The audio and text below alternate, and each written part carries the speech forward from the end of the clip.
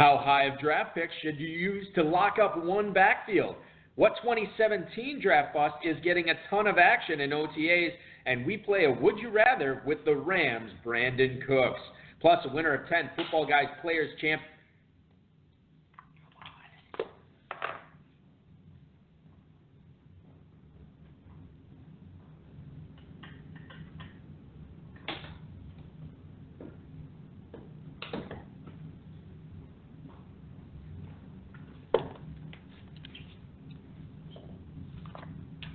How high?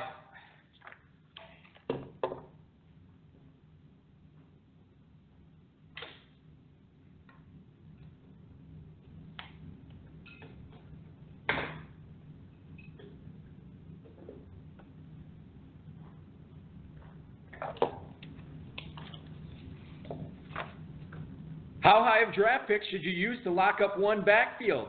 What 2017 draft bust is getting a ton of action in OTAs? And we play a Would You Rather with the Rams' Brandon Cooks.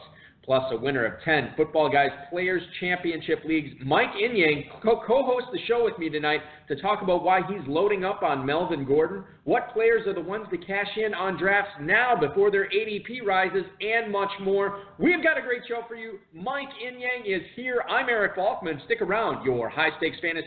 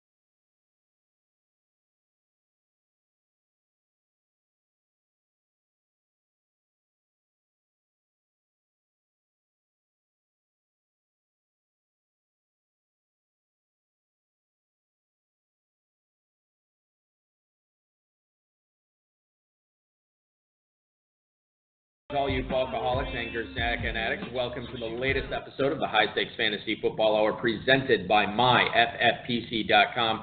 I'm your slightly above average host, Eric Balkman. My normal co-host tonight, Dave the Dizzle Gerzak, the patron saint of fantasy football, is off, but sitting in for him tonight is a high-stakes player who's been drafting for nearly 20 years. He loves seeing his league mates draft 3 quarterbacks and believes each draft truly starts after the 4th round. He's got 10 Football Guys Players Championship League titles under his belt, and he is co-hosting the show with me tonight. Please welcome to the High Stakes Fantasy Football Hour, Mr. Mike Inyang. Mike, thanks for joining me tonight. Hey, what's up, Eric? How you doing tonight? Hello. How you doing tonight? How are you doing tonight?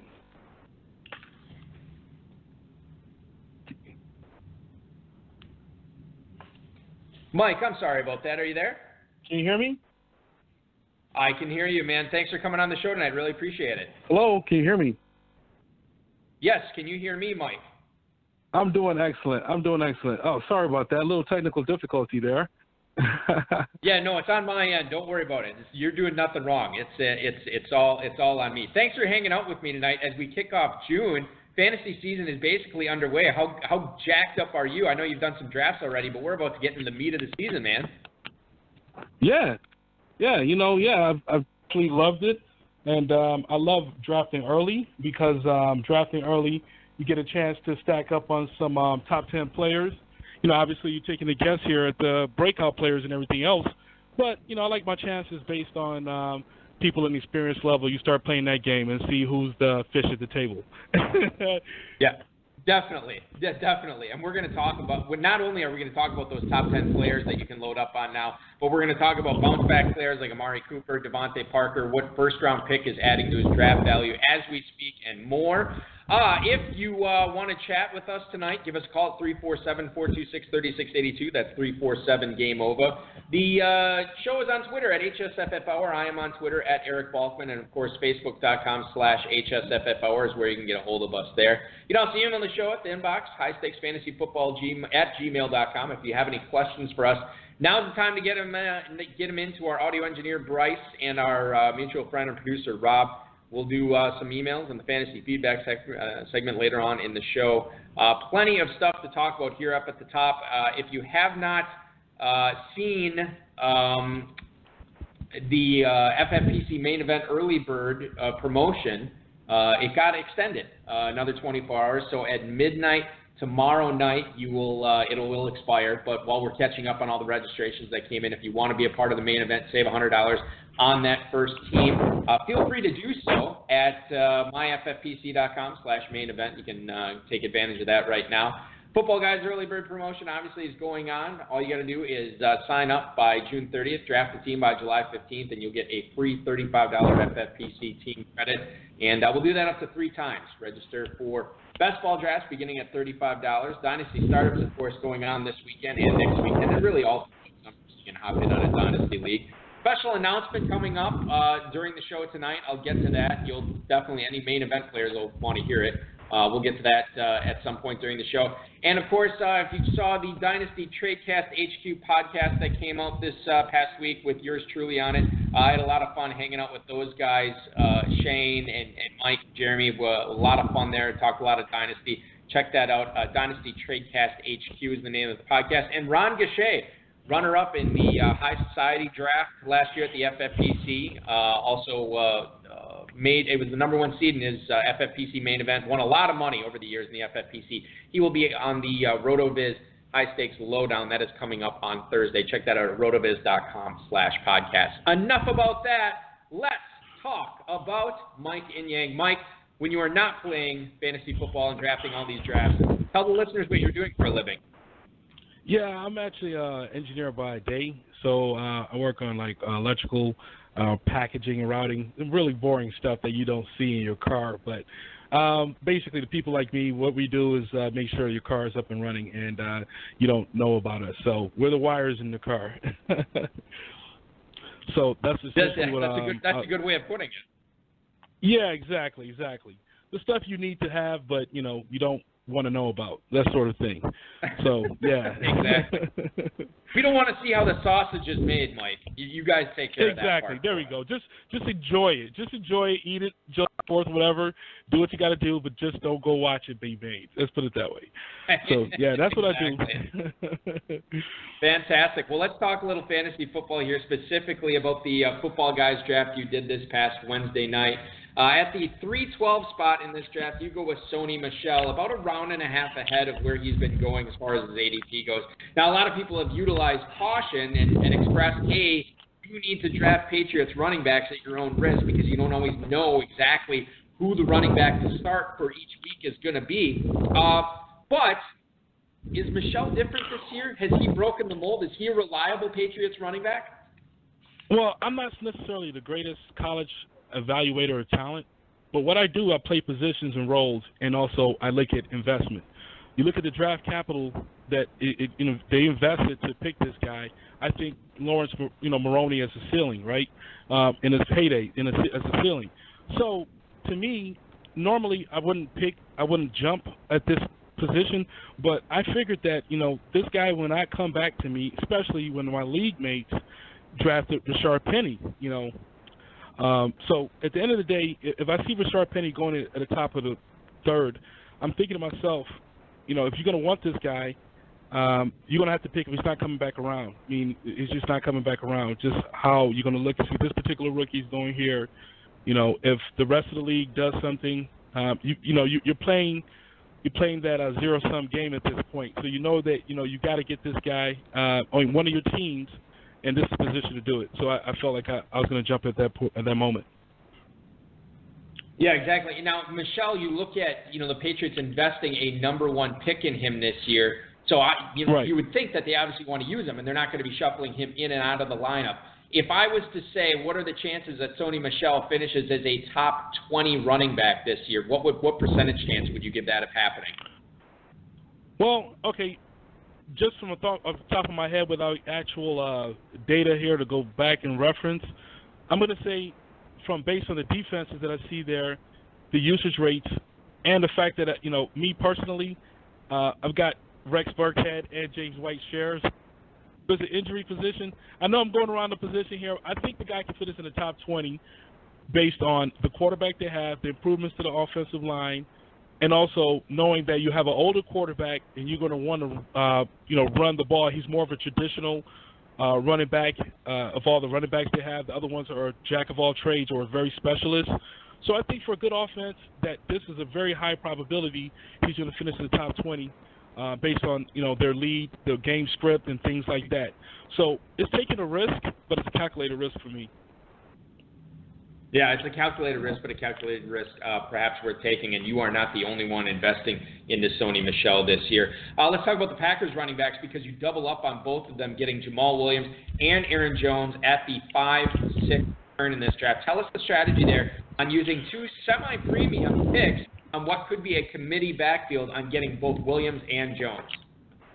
Well, finishing, picking 12th, it has its advantages and disadvantages. So at the end of the day, the disadvantages can be, mitigated by strategizing how you pick players. From this standpoint, yes, I'm picking 2/3 of a volatile backfield. However, I noticed that in most drafts I was in, regardless, even in a premium position or a better position to players, once one player was picked, within a few picks the other player was gone. Now I have very limited data because I only did this 5 or 6 times, and doing some mock drafts and things like that. So I figured an advantage of having 2 consecutive, quote unquote, at the end of a round when people fall to you is that I'm going to take advantage of that and secure 2/3 of a backfield where we saw one guy become a workhorse last year towards the end, albeit without Aaron Rodgers, but we saw another guy who. Yeah, exactly. He's thinking Brett Favre. I love Brett Favre. I don't know.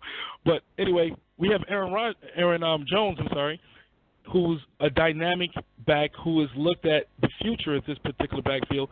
So I kind of hedged my. Now, granted, I didn't get Ty, but I'm not going to get all 3. And I'll take the risk of having the ones I saw work from who are actual running backs who have a blocking experience.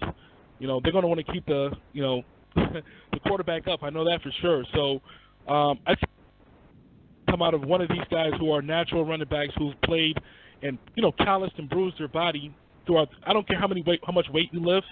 You're not going to become an NFL running back in 1 year, even if you play football. So I don't think that Ty Montgomery is either going to A, hold up, or B, be able to keep the quarterback up consistently to be on the field. So again, we play a game of chance to a certain extent. And I'm going to take my chance with one of these guys. And if I was going to get both, I needed to take him here. Aaron Jones would have gone in this particular round. If you look here, yeah, he would have definitely gone in this before he came back to me. Went, and so did Marlon Mack and Chris Thompson. One of those 3 guys, I'm pretty sure that the guys who picked those guys would have happily taken Aaron Jones as well. And like I said, Jamal Williams is gone right after him. So I feel pretty good about those 2 picks. Yeah, I jumped for it, but at the end of the day, we'll see at the end of the season if that was a real reach or not. And I think, and Mike, I live, probably about 30 miles southwest of Green Bay, so I'm right in the midst of Packer country here, and you talk about what the coaches want, what they want to see, and Mike McCarthy has said several times this offseason that he wishes that all of them could start, but in the end, only one guy can. And I think if you read between the lines there, they want one guy to be the man in that backfield. They don't necessarily want to split this job up 3 ways. However, both Williams and Jones and Montgomery especially, they've all struggled to stay healthy, last season. And in the times when, 2 of them were hurt, the other guy really shined. So you may know who the guy is going to be on a week-to-week basis because the other 2 might be dinged up, or at least one of them might be dinged up. So you can actually prognosticate maybe a little bit better than you could with some other committee backfields. And I think that's another advantage of getting both Williams and Jones here, like you did. Yeah, Moving on. Go ahead. Yeah, that made sense. No. Second that. Yeah. Finish your thought on the Packers running backs because this is good. To second your point, there's not too many. I mean, running backs are about opportunity, but there's not too many. If they put the B guy in, I would automatically put the other guy in, or the A guy. I would just cares because I feel good about it. I've seen work from these guys. So other split backfields, I would be kind of concerned, like Peyton Barber and the rookie got in. One of those two things. I feel more comfortable with the situation. But anyways, second that last point you made there. Yeah, well, let's move on in that same draft and fast forward about 5 rounds to round 11, which is when you grab your first tight end, and you actually get Austin Seferian-Jenkins there and Vance McDonald back-to-back, two lower floor, higher ceiling type players. Do you typically like to hold off on tight ends in this format because of how high, quote unquote, how overvalued tight ends can be in the FFPC and how fast they can rise up draft boards? Or was this just a special situation where you were loading up on backs and receivers and then the tight ends actually fell to you in the mid rounds? No, in this particular situation, you've got to play first. I don't think I'm playing against. I mean, some names I've seen there from other years and things like that, but I'm not going to spend time trying to invest in my time in what strategy people are going to use. And they change all the time. So you can of players and their perceived ADP or perceived value. At the end of the day, for any, I don't care who it is, in this 1.5 point scoring, you're still at there's an opportunity cost at that position. It's here. That's only 3 premium tight ends at the end of the year, end of the day. So even you folks, you're not going to have that. So why even pick? I know it's an advantage. People look at it as an advantage. I don't. I just look at it like when there's only 3, I'm not going to. When there are other guys, I can get 75%. The same value. Everybody gets 1.5. Just find the high volume guys. So I'm not tight end, especially I just didn't feel it in this situation. And tight ends, 3 tight ends went in the second round, and tight ends were starting to go off in the mid rounds after that. So I just figured that I'm going to get guys who I value more upside and the positions that are not easily replaceable in this particular situation. And I felt like Austin Seferian-Jenkins and also Vance McDonald, those 2 were good picks. At the end of the day, I'm happy with those. And when you I would say about 75% of my team, I already knew I was going to have these guys on the team. When you're looking at ADP and recent ADP, you can pretty much, when you earn or things like that, you can. I mean, if you know what you're doing, I'm not saying I'm going to say I'm some expert or something, but if you study this stuff, you should know what kind of team you're going to have. So I kind of guys. Talking with Mike Inyang, a winner of 10 Footballguys Players Championship Leagues over the years. And Mike, perhaps it's because you have been, as far as 2018 goes, drafting at the back end most of the time so far. But why are you grabbing so many shares of Melvin Gordon in your Footballguys drafts this past month of May? Because you do have him in a bunch of spots.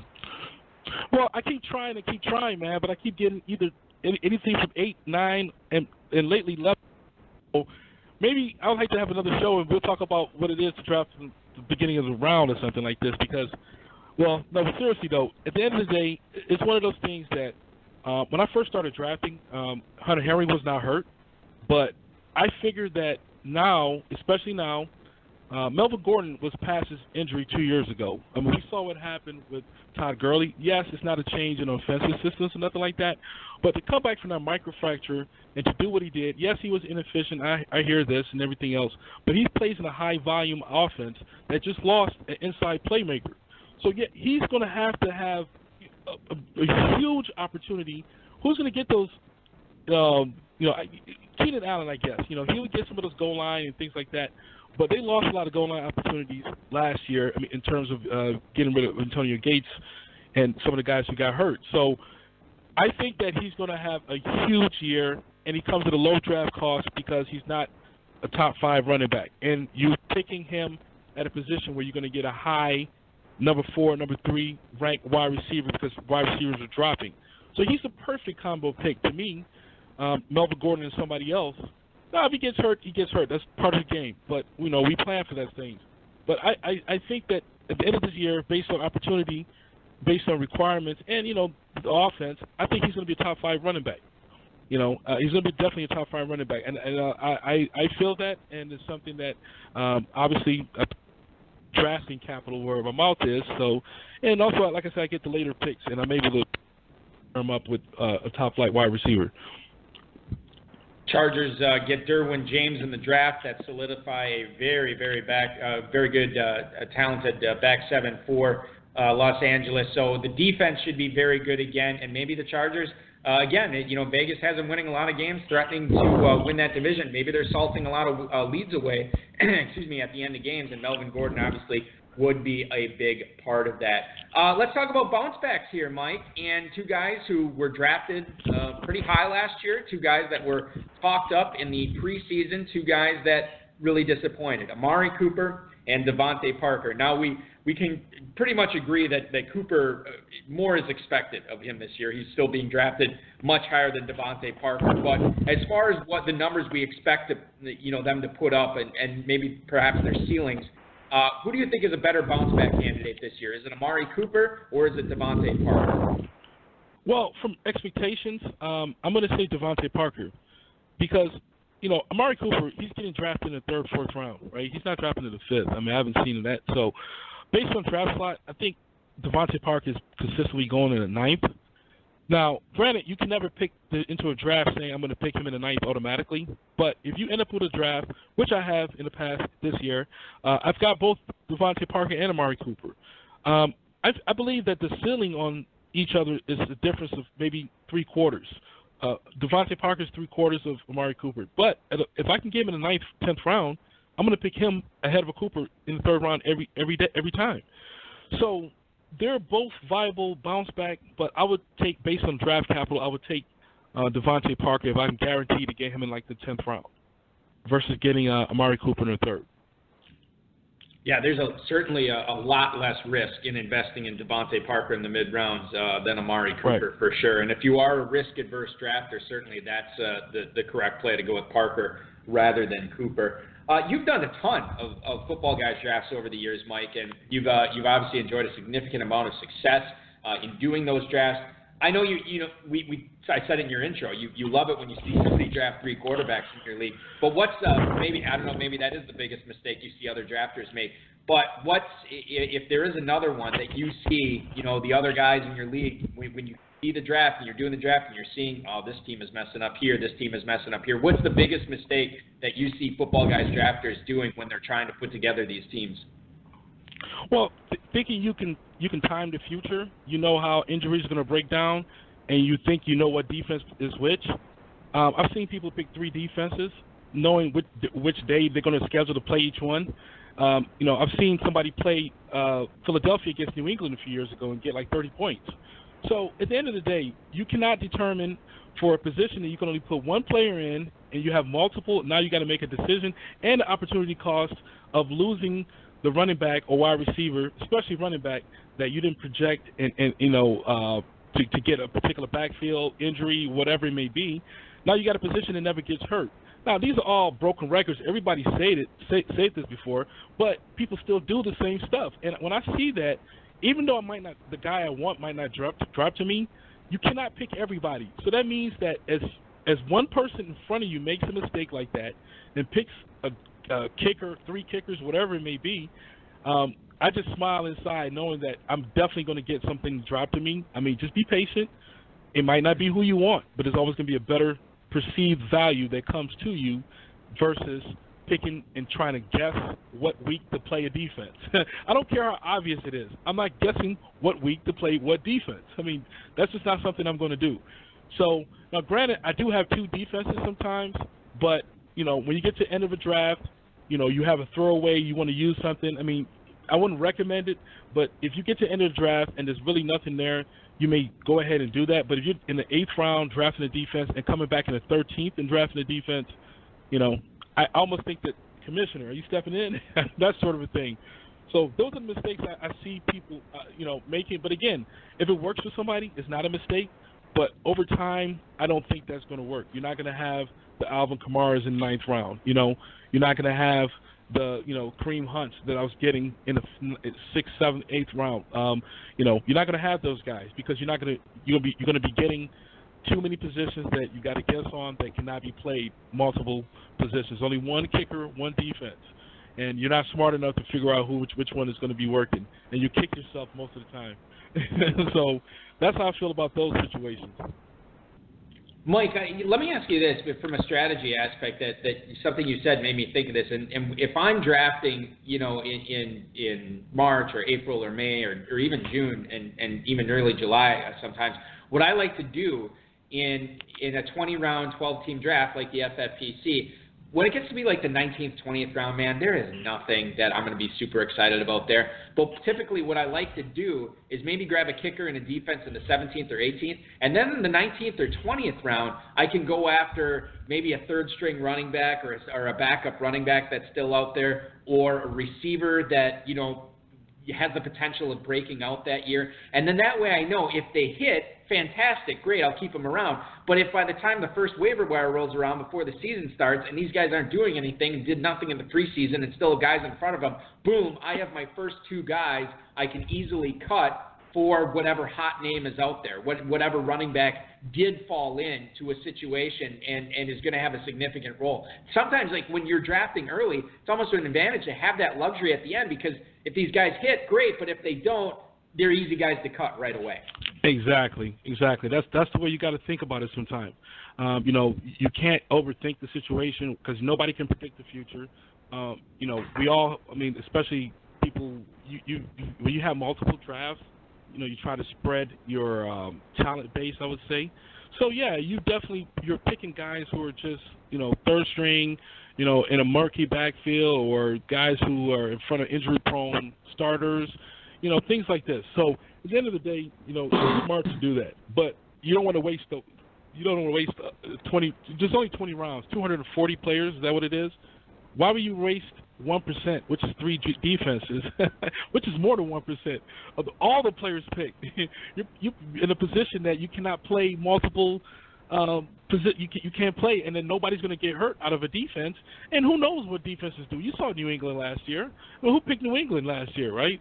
Right. So you would have been stuck holding the bag on that particular situation, and then now you're guessing, and you're taking attention away from the rest of the team, and increasing that, and looking at a 25-point defense on your bench. That's people who picked Baltimore and Jacksonville last year. I remember that. Baltimore, and they were alternating 25-point games. So if you picked them early in the season and you didn't know which one to start, and you picked the wrong one, you'd be kicking yourself. And then at the end of the year, I know I had multiple leagues that I finished like 3 yards behind after the whole season. It was like 0.3 points behind somebody. You would kick yourself if you picked the wrong multiple defense. If something like that happened. So. Exactly. 10-time Footballguys league title winner Mike Inyang joining us tonight, talking some Footballguys Players Championship, ADP drafts, and draft strategy.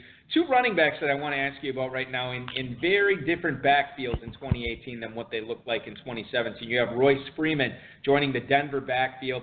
Sans C.J. Anderson, he's gone to Carolina, and you have Devontae Booker as his main threat to touches there. And then you have Chris Thompson, who by his own last year, takes Samaje Perine, Rob Kelly out of it. Chris Thompson was a fantasy force until he got hurt. Now he has to contend with, an early down banger in Darius Geist this year. So if you had the opportunity to draft one of these guys, who would it be? Or, Mike, let me put it this way. Which one are you more likely to draft first in 2018? Is it Royce Freeman or is it Chris Thompson?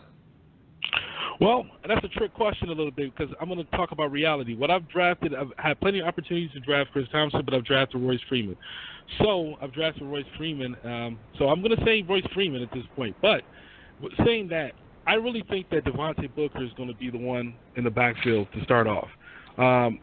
He's actually probably a better pass catcher, and also he's been in the league, and also I think he's going to be the first one starting out. But if I was drafting for the entire season, I would definitely probably get Royce Freeman. I think that you'd be happier in December, come December time, when they may not use Chris Thompson as much usage as he got last year. I just don't think that they're going to run him to the ground. At the end of the day, they still have the first round pick Geisen, and they have Samaje Perine as well. So I think that even though they don't do the same role as Chris Thompson, they're going to be conscious of the fact that they're going to limit his role. But I think if Royce Freeman does get in there, they're going to go full board with one running back. So who's got the upside to end up with the job? Chris Thompson never does. Royce Freeman does, and the name of the game is upside. And so I'm going to go with the upside. Now, granted, they're going in much different rounds, but I still go with the upside at this point. Yeah, Freeman is, obviously he's a rookie, but he hasn't had the injury history that Chris Thompson's had either. And Chris Thompson, he got hurt last year. It wasn't his first injury. He's been dinged up before. Well, yeah. And Freeman is a big body guy who could get much higher. I mean, honestly, you talk about the ceiling. Freeman's ceiling for volume is much higher than Chris Thompson's. Exactly. Yep. Exactly. That's what I was thinking too as well. Now, granted, he might not finish, higher, but I just think that, if you look at all outcome, if you look at the high end of any outcome, Chris Thompson obviously was last year, but he's not going to repeat that on a per usage, average basis because there's a lot more competition back there. Granted, same thing with Royce Freeman, but it may be Royce Freeman's backfield, but it would never be Chris Thompson's backfield. That's simple as that. Yeah. Yep. No, I'm totally with you on that. Let's get to some emails. We're going to do some emails later on in the show, Mike, but these couple emails here that came in specifically for you. This is from Will in Odessa, Texas. He writes, it's kind of weird seeing both Golden Tate and Marvin Jones going in the early 6th right now. If you could only pick one, who would you go with this year? Thanks, Mike. That is Will in Odessa, Texas. Will, thank you so much for the email. So Golden Tate, Marvin Jones finished as the wide receiver 11 and wide receiver 12 in FFPC drafts last year, in FFPC leagues last year. They were not drafted as wide receiver 11 and 12. But they're both going in the 6th round right now, according to ADP. Which guy do you like better this year, Mike? Is it Tate or is it Jones? Well, this is another question that I'm actually in Detroit area, so I follow the lines a little bit here. So I'm going to tell you right now. The thing is this: Golden Tate never gets hurt. Golden Tate is a guy that's going to be, if you're going to play seasonal, I would use Golden Tate because Golden Tate's a guy you want to win. You want to win against the other person. You want to have a baseline. You want to have a guy who performs. I want to beat this guy, right? If you're playing a roto league, I'm picking Marvin Jones. And FFPC is a semi-roto league, so I'm going to use Marvin Jones. You want the guy with the higher upside. He's going to score more points. He's going to give you more bust. But at the end of the year, he may have more points than Golden Tate. But Golden Tate's going to be more of a steady producer. So it depends on your league setup. If you're playing against your friends and all you got to do is win, I'm going to take Golden Tate. But if I'm playing this particular setup, a national championship, I'm picking Marvin Jones. Simple as that. Yeah, and it kind of depends upon what type of player and how risky you want to get. I mean, if you want to shoot for the moon and go for the upside, clearly Marvin Jones is the guy who's going to be the more volatile guy that's going to outproduce Tate, several weeks, and then several weeks he won't. But Tate, you're right, man. He is out there every Sunday. You talk about, we said it before, and I'll say it again, the best ability in the NFL is availability, and Golden Tate is always available. He is always out there. So if you want to go a little bit less risky, Tate would certainly be the choice there over Jones. But I get what you're saying. Sure, FYI, you're not going to win. You're not going to win any championship in a national tournament being less risky, man. Just so that maybe that helps answers the emailer's question there. Yeah, exactly. No, and you're right. I mean, to beat out however many thousands of teams or whatever, you're going to have to take a stand on certain players and obviously get lucky. But you want to go with that more variance, the more volatile player, more explosive player, obviously will get more done for you in the long run.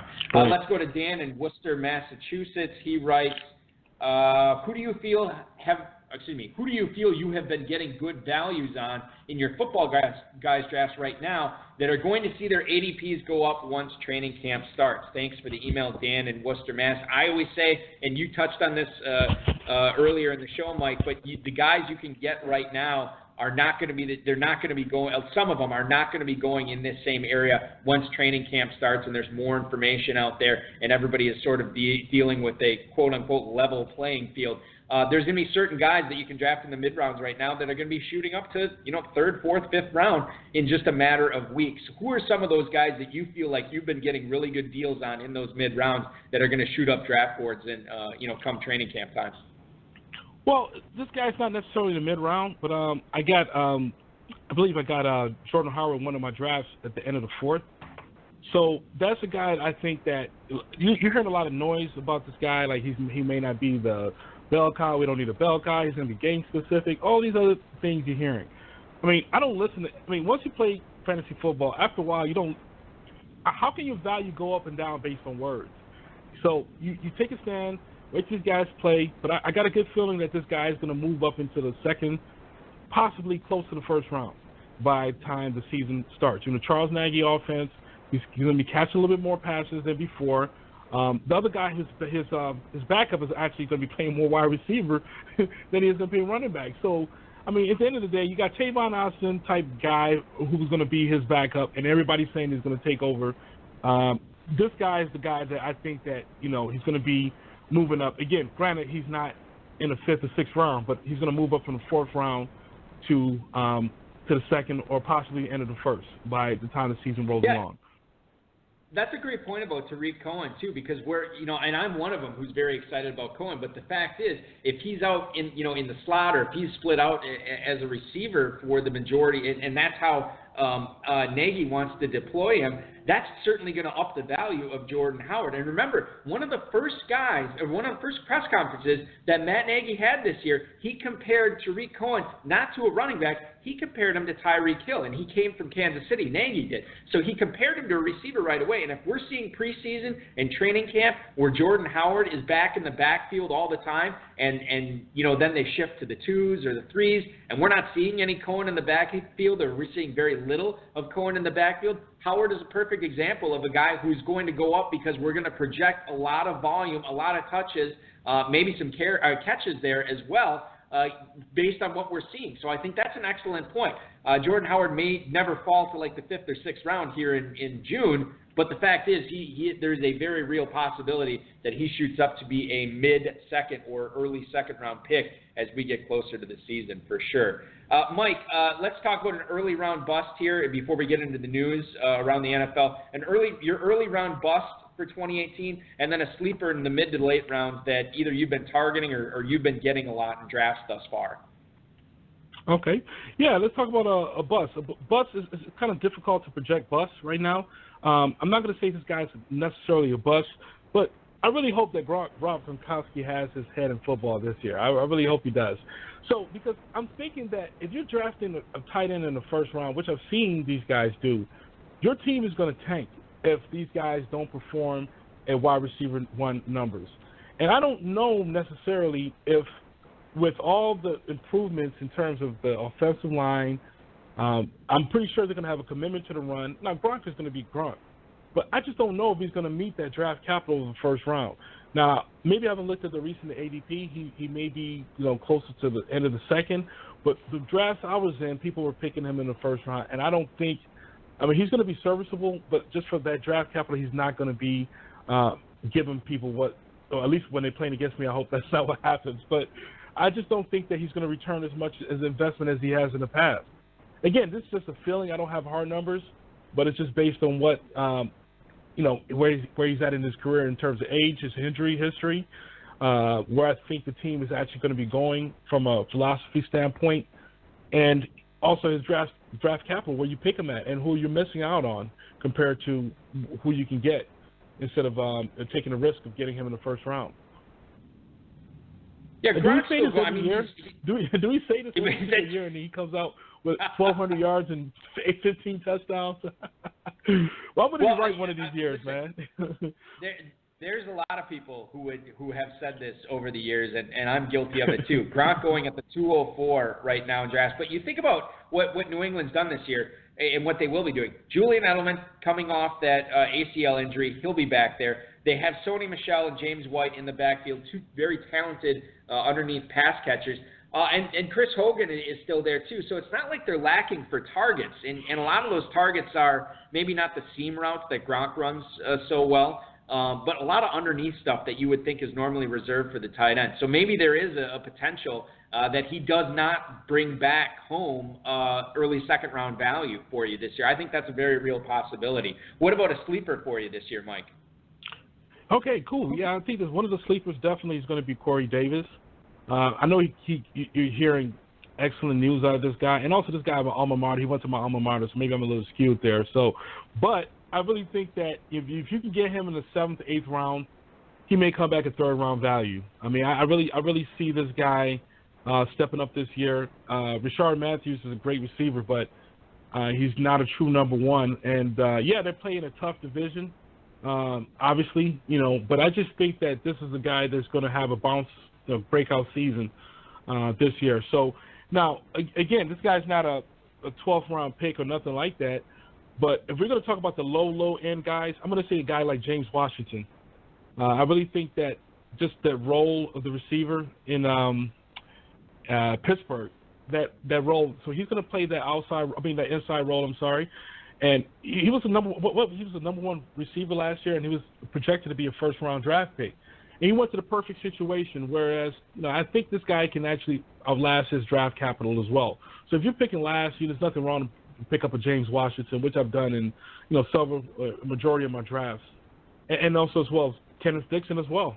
Kenneth Dixon as well. That's another guy. You got a guy who was bounced out of a team that needed a running back, Alex Collins, right, and who's one fumble away from sitting on the bench with the guy that they kept around through suspensions, who's a dynamic running back, and at the end of the day, they like to use the guy who's going to be, who's going to step to the plate. So this guy's one mistake away from owning the backfield, on owning the 3rd round role and the main back role.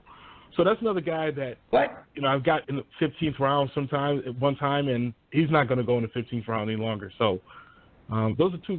Those are people I'm saying from the mid guys to the guys at the end, and even Jordan Reed. I mean, say what you want to say about him getting hurt, man, but if you're getting him in the 7th, 8th round, just back him up. You get later, and just look at Alex Smith and Kelsey last year. I mean, you're good. Look at Alex Smith and Vernon Day. I mean, you can look back throughout history. Alex Smith is thrown to the tight end. So just pick Jordan Reed and cross your fingers there. You'd be good.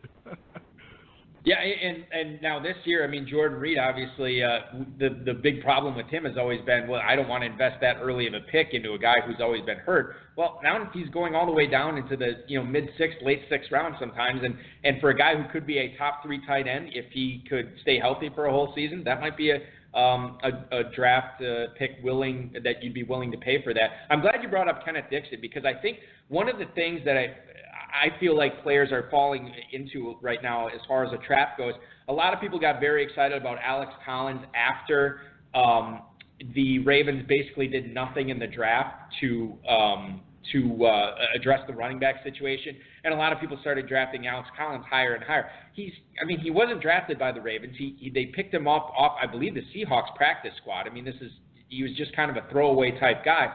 And I don't really know what kind of reputation, what kind of goodwill he has built up in Baltimore. You made a great point. This guy fumbles once or underwhelms for a couple of weeks in a row, they could go to Kenneth Dixon, a guy that the Ravens drafted, a guy that could represent a big upgrade over Collins there. And he's basically free in drafts right now. And the James Washington angle, the other thing too, is the Steelers are an elite offense. If Juju Smith-Schuster was to go down, if Antonio Brown was to go down, who do you think is going to be the biggest beneficiary of that? Well, certainly the other receiver that stays healthy, and Le'Veon Bell is probably going to get some targets off that. But James Washington could step into that spot that's vacated by either Brown or Smith-Schuster and end up being a very good starter, or at least a flex play for the time that whoever it is remains out due to injury. So I think those are two very interesting guys that you bring up there in Washington, Dixon, and Reed too. I mean, these are all guys that we need to be paying attention to for sure. Mike, we're doing. We have so much more to get to yet tonight. I want to kind of rifle through this as best as we can. I want to thank Football Guys, Roto World, and of course our producer and mutual friend Rob for tonight's rundown on the Fantasy Flash. Let's talk about Devin Funchess. This was a report from Bill Voss from Panthers.com stating that he believes Funchess has the talent to reach 1,000 yards receiving, but he doesn't believe that Norv Turner wants a true number one wideout in his offense. Last year, if you remember, Funchess, 63 catches, 840 yards, 8 touchdowns. Those were all career highs. He obviously was the beneficiary of a big opportunity when Kelvin Benjamin was traded to Buffalo and Greg Olsen had that foot injury. So now you have a healthy Olsen back, but they added DJ Moore into the mix. How do you break down this Devin Funchess situation in Carolina right now, Mike, as we look at Funchess being chosen in FFPC drafts right now in best balls at the 907? Certainly a much lower spot than you would expect given his numbers last year, but with the healthy Greg Olsen and DJ Moore added to this offense, it's driving Funchess' price down a little bit. Have you been ending up with him in drafts? Well, no, I haven't, but I would like to know who came up with the great quote that an offensive coordinator say he does not want to have a number one wide receiver on his offense. Right. I don't believe that. Like, I don't want to have a top running back in my offense at all. You know what I'm saying? So at the end of the day, I think that, yes, we've all seen Carolina through history. I mean, Cam, he's not going to be the most accurate quarterback, but he's going to throw to the big body. So granted, they try to do that with Kelvin Benjamin. Just look at Kelvin Benjamin's rookie season.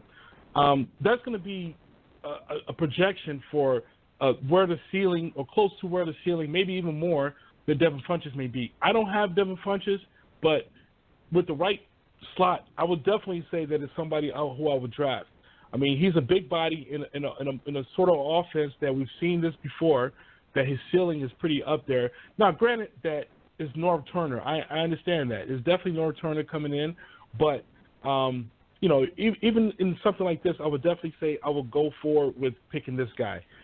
But just don't pick him in the fourth round. I mean, or third round or something like this. But that's, what you would definitely not do. But I think he's going to return his draft capital if he's picked, somewhere close to the 8th, 9th round. And I would definitely be looking to get him as the drafting season goes on. Yeah, I hope nobody's listening. I hope nobody's listening that is in my league, so they don't know when I'm potentially targeting him. So, but if you're not, the great thing about it, Mike, is they don't know if you're intentionally misleading them at this point or not. Like, they know what you're saying. You might be playing them. You never know. I love that. Here. Jim, I'm going to butcher this name, Jim Ozarski from the Cincinnati Enquirer, so that actually John Ross has been fed the ball on a ton of different routes during OTAs thus far. If you remember, John Ross was set the record for the fastest 40, running a 4.2 40 at the Scouting Combine last year, but really had no impact on the 2017 season because of an injury. There's even talk of him being moved to corner by some of the Bengals coaches.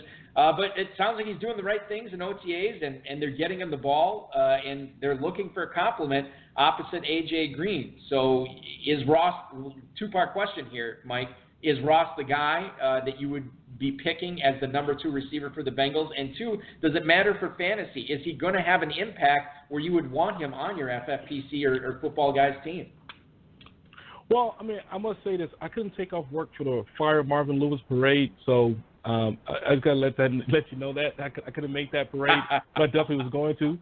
But basically, I don't trust Marvin Lewis. I don't trust that Cincinnati staff.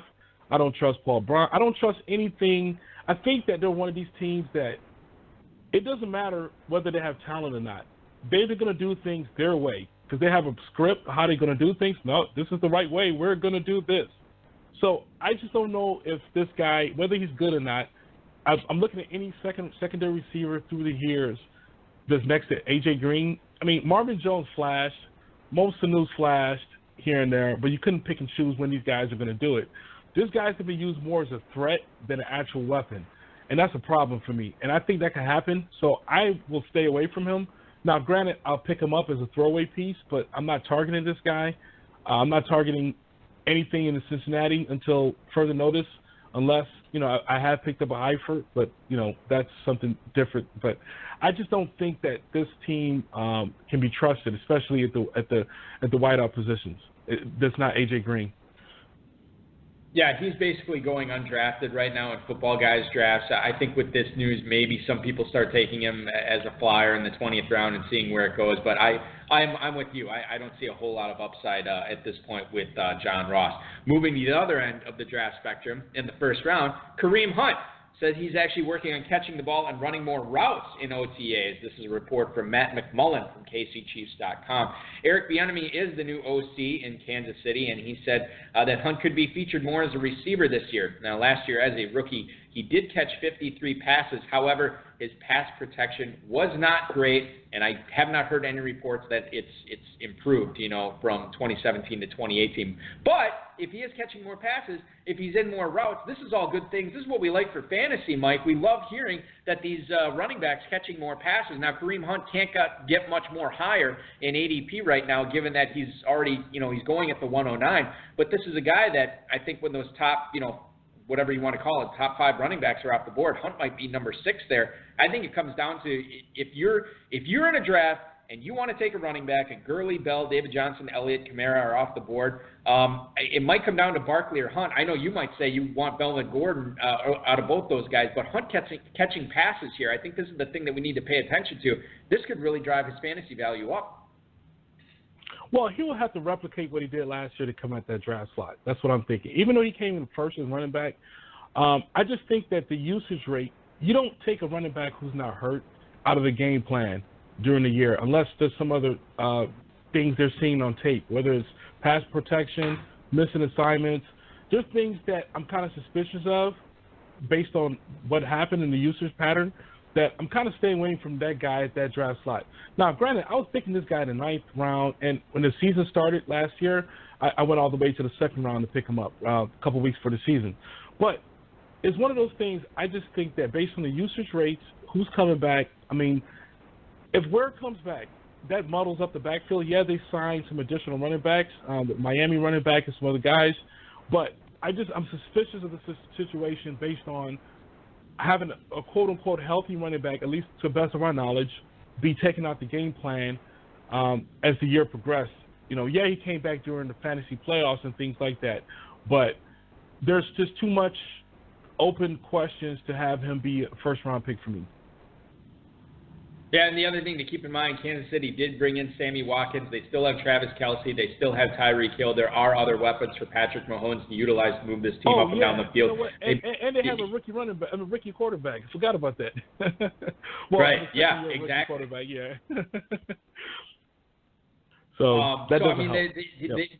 He may not be counted on to carry as big of a load as he did last year, too. I mean, it remains to be seen, but I think you're bringing up a lot of good points that we need to exercise some caution with Kareem Hunt, too. Another guy I will be exercising a lot of caution on, maybe to the point of not drafting him all this year, but Brandon Marshall signed a 1-year deal with the Seattle Seahawks this past Tuesday.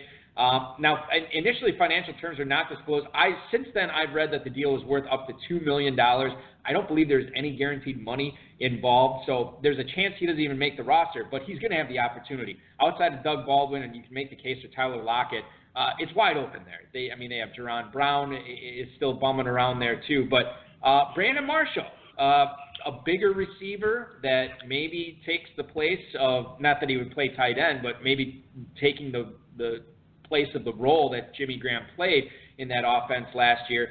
But Brandon Marshall, are you excited about drafting him late at all as maybe like a top 70 guy, a top 60 guy? What are your thoughts on Brandon Marshall catching passes from Russell Wilson this year?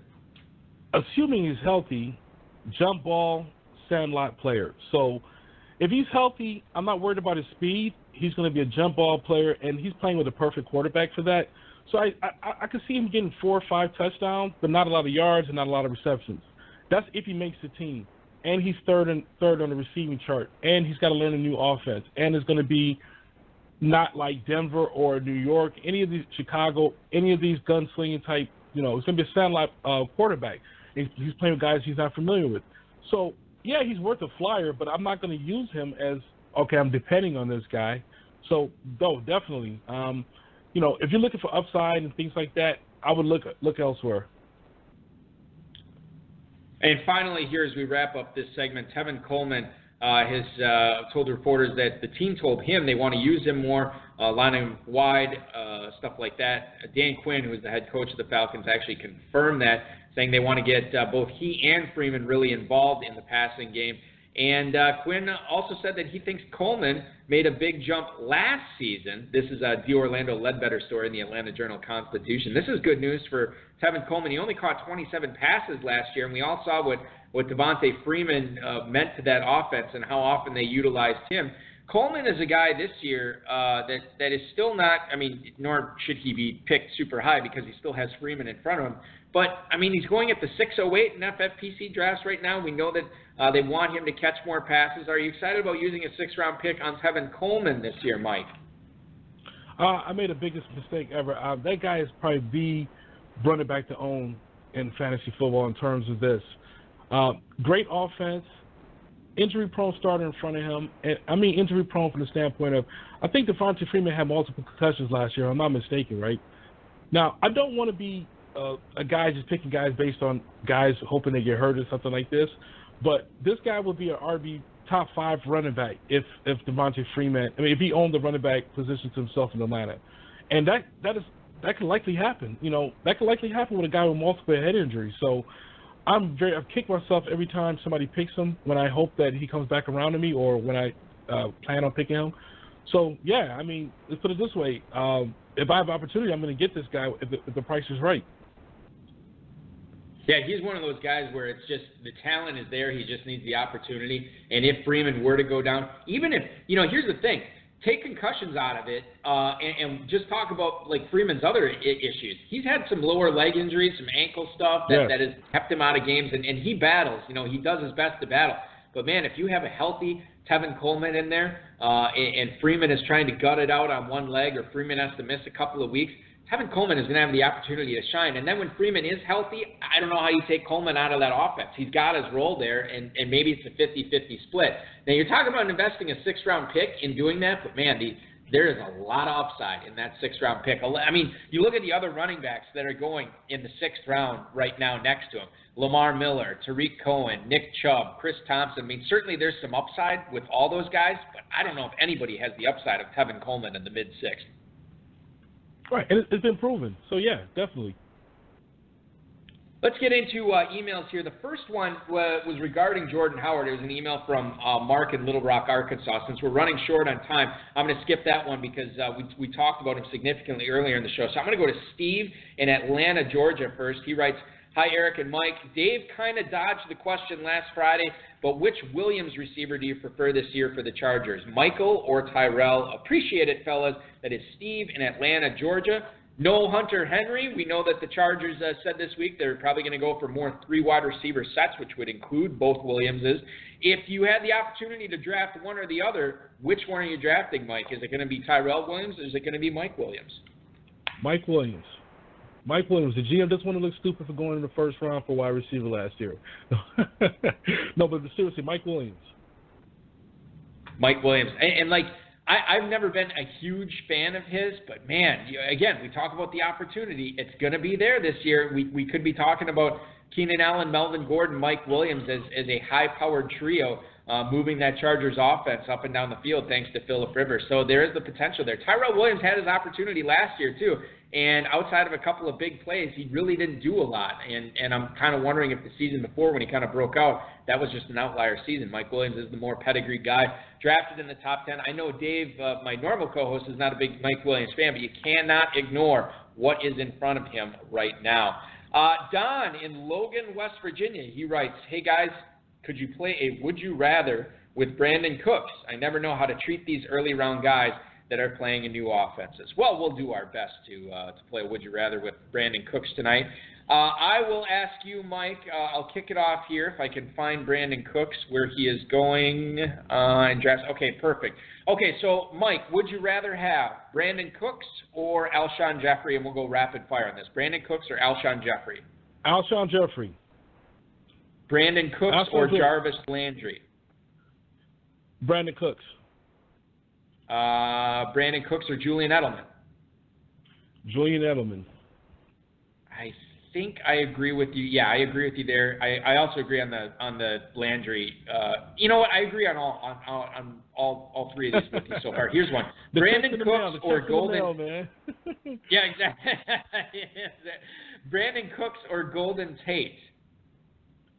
Brandon Cooks. I could go either way on that one. I will go with you on that and say Cooks. Brandon Cooks. Let's go the other way. Brandon Cooks or Josh Gordon. Oof, that's a tough one. Josh Gordon. Yeah, I'm gonna go with Gordon there as well. And then the last one we'll do here. This will be the last one we do. Brandon Cooks or Juju Smith-Schuster. Juju Smith.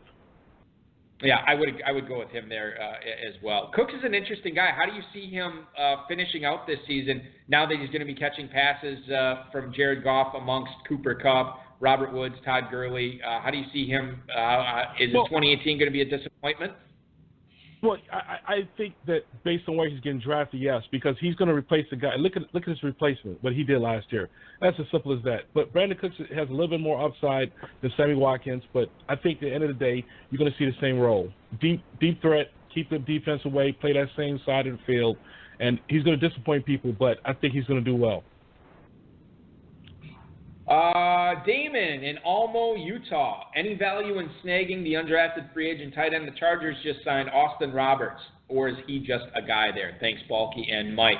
Thank you, Damon, for your email. Austin Roberts. There's a lot of speculation that the Chargers are just going to simply re-sign Antonio Gates and roll with him instead of Hunter Henry this year. But they actually went out and signed Austin Roberts, a guy from UCLA that went undrafted, and now he is a Charger. So is this a guy we need to be paying attention to for fantasy, or is he just going to be sort of a guy there in that Chargers offense for you, Mike?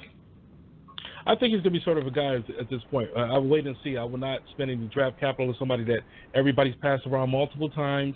Yeah, there's great guys that come out of that, but at the end of the day, I'll look for somewhere else for my tight end slot, not wasting those slots at this a guy like this. And final email tonight is from Taylor in Meriden, Connecticut. Taylor writes, seems like there's a swelling of positive reports about Doug Martin lately. Is he actually the guy to own in the Raiders backfield this year over Lynch? Thank you for the email, Taylor. And I will say that I have seen a lot of these reports about Doug Martin, looking very good and pushing Lynch for the job. As far as, let's not say who's the man in the Raiders backfield. Let's just talk about where these guys are being picked and who would you rather have at that point. Doug Martin going in the 16th round of FFPC drafts right now, and Lynch is actually going much higher than that. He is going in the mid-8th round. So obviously, if you are going to be risk-adverse, you're going to take Martin. Maybe if you want to go with the, if you believe that Lynch is the guy, you're certainly investing an 8th round pick in him. What are you doing? How are you treating this Raiders backfield this year, Mike, between Lynch and Martin? I got Doug Martin in the 15th round, but he's not going in the 15th round any longer based on the news report. So at the end of the day, Doug Martin is a better pick. Based on that round, if he gets the backfield role, he's a little younger. And also I think that he's going to be somebody who can take over the backfield based on what we've seen in the past. And Lynch's eccentric behavior, I don't know. We'll see how that goes. But I believe that's definitely a risk. The people who are taking him early, that's Lynch, that is. So, yeah, we'll see. Yeah, we will see. And Martin's an interesting guy that he had those two unbelievable top 5 seasons, and then his other 3 were not very good outside of that. But he's going to be running behind a fantastic offensive line in Oakland. He is going to have some pretty good receivers around him and a good tight end around him that's going to take attention away from defenses keying in on him. So it could be a bounce back season for Martin this year. Like you said, we will wait and see. And listen, Mike, that's going to do it for the show. I want to thank you so much for hanging out with me tonight. This was a lot of fun. I love picking your brain. You brought a lot of stuff to the table that I had not previously considered as much as I should have. So hopefully I've become a better fantasy player tonight, and hopefully our listeners have too. I wish you nothing but the best of luck in all your leagues this coming season. I'm sure you'll be adding on to those 10 Football Guys league titles. So be good. We will talk to you again soon, and thanks again so much for doing the show. Hey, thanks a lot. Appreciate it. Hope to talk again soon. Appreciate it. For sure. Mike Inyang, the 10-time or a 10-time Football Guys Players Championship League title winner, co-hosting with me tonight. As I alluded to, that is going to do it for the show. Now, I said at the top of the show that I'd have a special announcement about the show, and I do.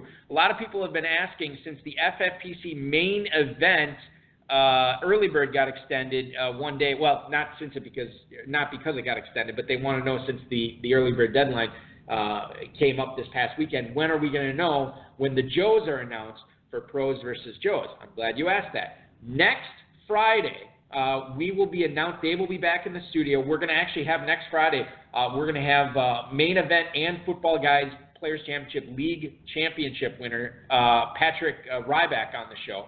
And before we talk to Patrick and pick his brain about fantasy this year and some of the drafts he's done, we are actually going to announce the 36 Joes in the 2018 Pros versus Joes competition. So tune in, blogtalkradio.com/HSFF at 10/9 Central next Friday. We will have the Joes for you on the show next week. So that is our special announcement. And